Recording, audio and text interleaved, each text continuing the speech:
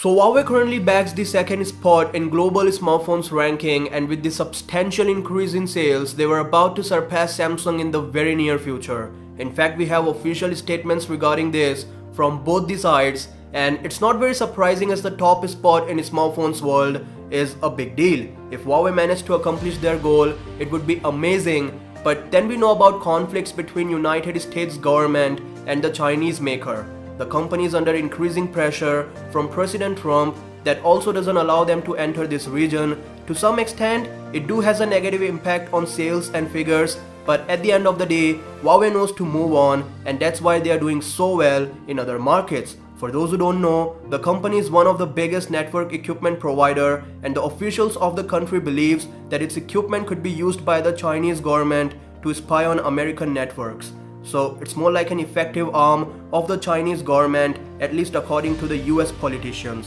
Now, there's something more to this story, and that sounds like the worst nightmare for Huawei.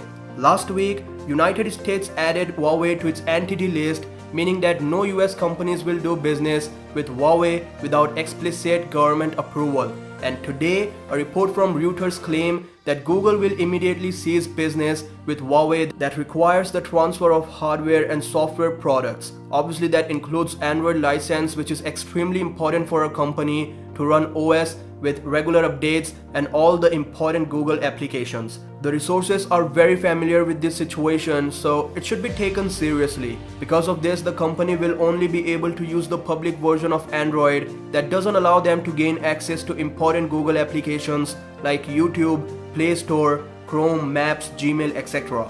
The updates are not a big issue because the company already has their own update system, which will probably help them in this situation. In simple words, if you don't have access to Play services, you cannot get a proper Android experience. Without Play services, the apps will not work, and in addition to that, some of the Google services need to be system, and to do that, you have to compile them with firmware, which is next to impossible for an average user. Again, if anybody wants to sell an Android phone outside China, it's nearly impossible. People who own a Huawei device don't actually need to worry about this because they'll be getting security updates, and also they have access to all the Google services. It's like nothing has changed for them. But if you are planning to buy a Huawei or own a device, please don't do it until the company comes up with a solution. That being said, Huawei is going through a very tough time, and companies like Intel, Broadcom, Xilinx and Qualcomm have also suspended business with them. In order to manufacture cheaper devices, the company is heavily dependent on US semiconductor products that belong to these companies. There are some possibilities of Huawei's own OS that they are working on for a very long time, and for situations like this, they may release it with the upcoming models. So yeah, let's see where this thing plays out and what Microsoft do for MateBook products, as they also run Windows on them.